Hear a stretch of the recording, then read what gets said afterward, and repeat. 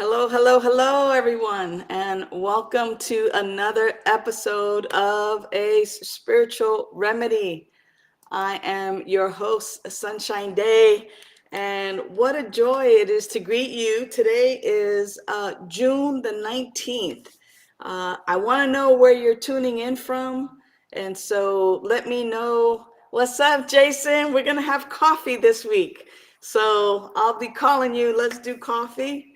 Jason, it's so good to see you hanging out today. You know, a spiritual remedy is geared toward people who are in recovery. And when I say people who are in recovery, what I mean by that is people who are interested in living a better life away from the weapons of mass distraction. So if you find that you are being distracted by drugs, alcohol, sex, gambling, shopping, drama, and you're definitely interested in living a better life, then this is the show for you. Hey, Sunny Day. Wow, top of the morning to you.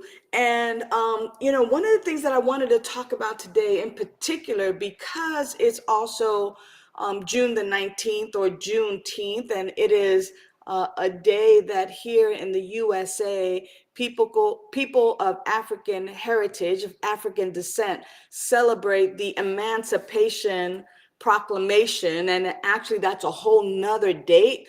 But as history would have it, uh, there was an Emancipation Proclamation declaring that anyone of African descent was no longer enslaved and that they were free and free to experience their freedom. And but it wasn't until like almost 2 years later, on June something teenth, it was a teen day, a teenage, at like 13, 14, 15, 16, 17, 18, 19th. It was one of those days in June where a group of people finally got the message that they had been emancipated, that they had been freed. And I wanna make the tie-in to emancipation and the freedom of Juneteenth and the freedom from being enslaved, to also taking a look at how we are enslaved today. Those of us who are in recovery, those of us who are seeking the freedom from the dysfunction, are seeking the freedom from drugs or alcohol or the backwards way of thinking. And today is an amazing day to be able to do that. So first, let me just kind of acknowledge those who are hanging out. Jason, again, hey, welcome, welcome, welcome. Sunny Day, hey, downtown Long Beach in the house. Of course, our producers, Vida Spiritual Learning Center, more to come about that. And Sunny Day says, happy Juneteenth. Yep. And happy, good morning to Nancy, and happy belated birthday to Jason. It was on the 13th. And Jan hanging out with us today. Yes, welcome home. I am so excited to be home. I am so excited to be home. And of course, on our YouTube and tuning in on YouTube, which we are available on YouTube via Vida Spiritual Learning Center. Thank you to our producers for hanging out today. Janet Carroll. Hello, Janet on YouTube. So glad that you are tuning in. So let's talk about this idea of Juneteenth and the correlation between, wow, an announcement was made. An announcement has been made for many, many years that people recover. They recover from alcoholism, from addiction, from dysfunction. We do recover. And yet, with these announcements, and with thousands and thousands of people who have been in recovery, thousands of people who have found a spiritual remedy. That is exactly why this show is called A Spiritual Remedy. Because thousands and thousands of people have found a spiritual remedy to the dysfunction, to the addictions, to the backwards way of thinking. This is a great opportunity this is a great, great opportunity for us to really, really look at how history can support us today. And by that, here's what I mean. Back in the day, and why we celebrate Juneteenth today is because announcements were made. Now, yeah, today we have social media.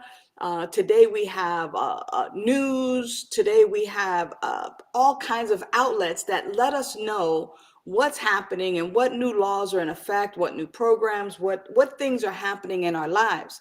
Back in the day, when the Emancipation Proclamation was signed, I mean, the only real way were, word of mouth and some things that were actually written out, declarations, things of that nature. And people got their news by the information spreading from town to town on horses, on carriages, and things being delivered through what was a very, very slow process of giving information.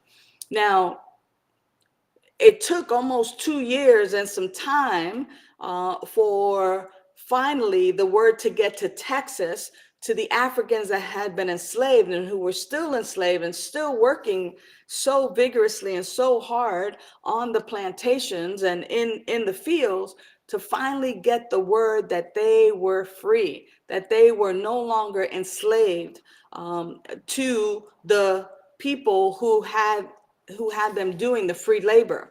Now, how that relates to our addiction, or how that relates to alcoholism, how that relates to the dysfunctions in our life, is that we get an opportunity to question and kind of go, where have I been enslaved to backwards thinking? Where have I been enslaved to things that no longer serve me? Where have I been, putting in time and not getting paid, if you will, not getting the results that I want for my highest and my best? Where have I been in that same situation, to where there is news, people recover, we recover, you no longer have to live sick, you don't need to stay in the sickness, in the dis-ease, that we no longer have to stay there, that we can actually experience freedom. And I got to tell you something.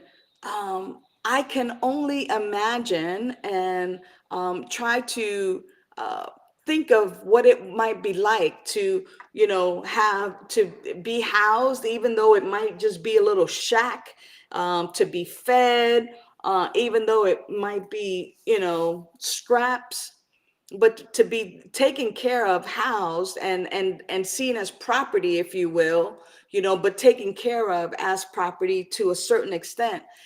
I can only imagine the fear of, like, what? I'm free? Like, if I walk off right now and just kind of go into the sunset, like, I could do whatever it is that I want. Like, I could only imagine the fear of what that must be like, to leave something known. Well, at least I get fed here. At least I have a purpose. At least I'm with my family. At least, da da da da da.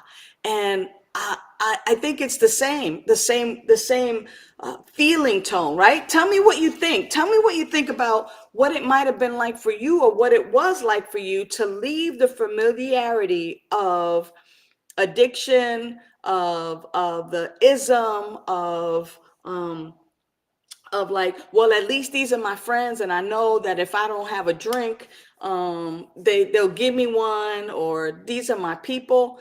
Tell me about that. Tell me about the possibility of the fear of leaving the unknown. It reminds me of that silly saying, like, a piece of man is better than no man at all, right? Like, I would rather have a piece of, I would rather be with this person, even though I might be abused or misused or not valued, and at least have this, than to not have it at all. Well, what about for you? And I think that this is exactly the Jason. Thank you, Jason. Jason said, Jason says, I had to live my life. I had to live my family to give up all my someone. Okay, Jason, I don't know if I'm understanding what you're saying, but like having to leave family, maybe the family of dysfunction, leaving that alone, right? What is it like for you to leave something so familiar for something so unknown? Um, what's up, beloved Mahogany? I'm so glad to have you with us this morning. We're looking at the correlation of Juneteenth and recovery, and how we've been enslaved to a particular thing that is no longer good for us, right?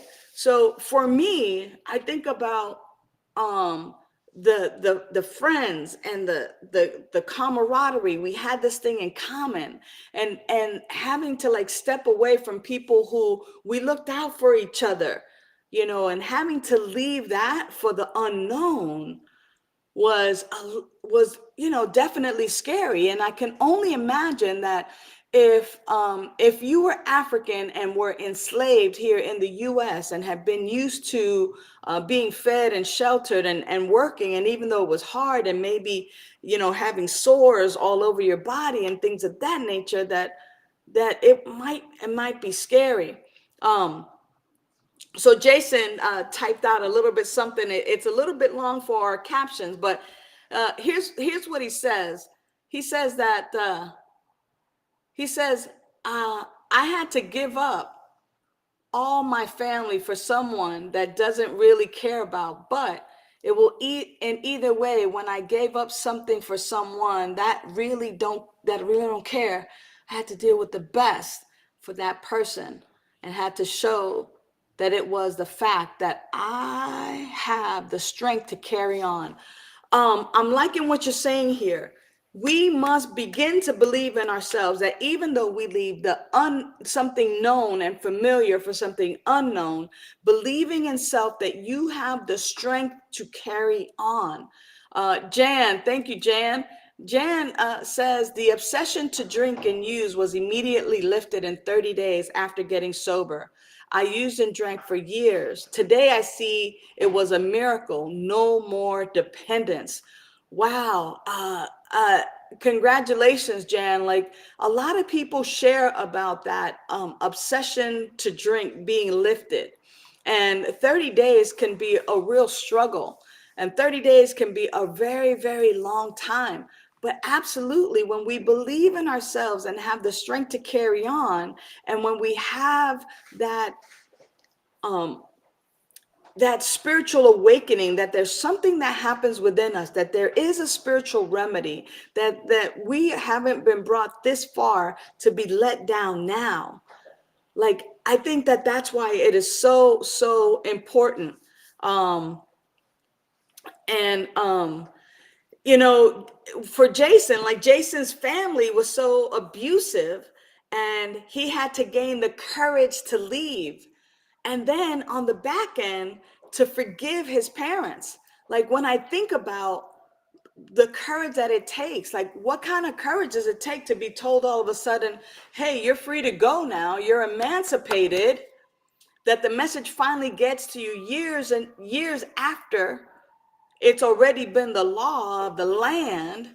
And it's just like, now you can go. Where do I go? But having that courage, having that faith, having that trust, and then stepping out into that is something that gets to be developed. And in early recovery, for many of us, when we finally get to that place where I'm sick and tired of being sick and tired, I'm sick and tired of the dysfunction, I'm sick and tired of the drinking or the drugging, or sick and tired of not having any money, sick and tired of the same thing over and over and over and over again, sick and tired of the insanity,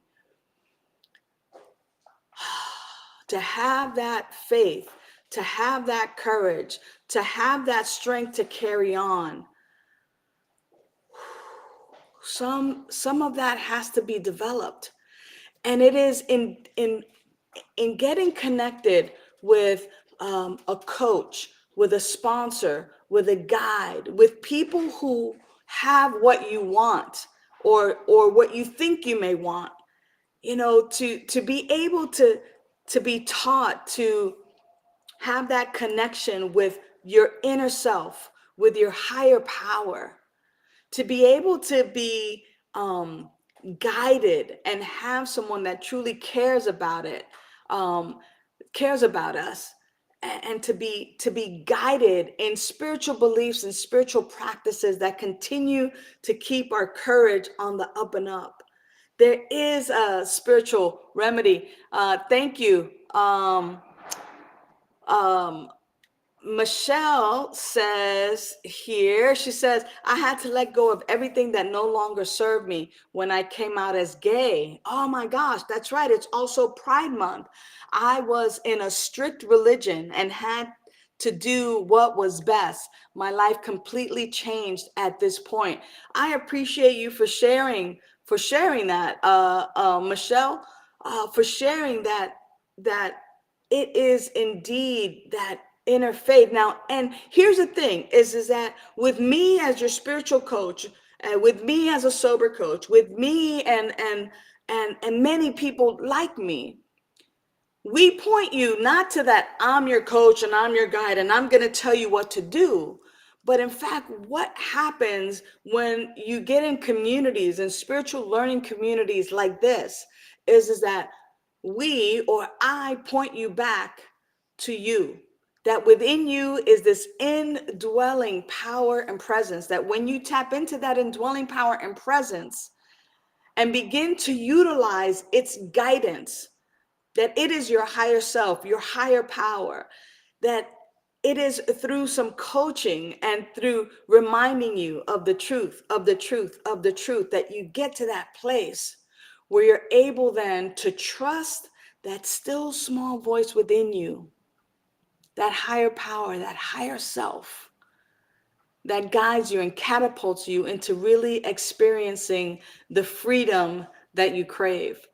And so, beloveds, today on this Juneteenth, my prayer for you is that you stop looking on the outside for your freedom, that you stop looking to others to give it to you, but that you, in fact, begin to look within, and that you can notice and see and have faith that that still small voice, that higher power is right where you are. I can hear my higher power saying to me right now, I will never leave you. I will never leave you. I am always with you. And it's almost like spirit is waiting there for you to simply shut out the world of effects, simply be in your truth, simply tap in and really take hold of this guidance that is for you.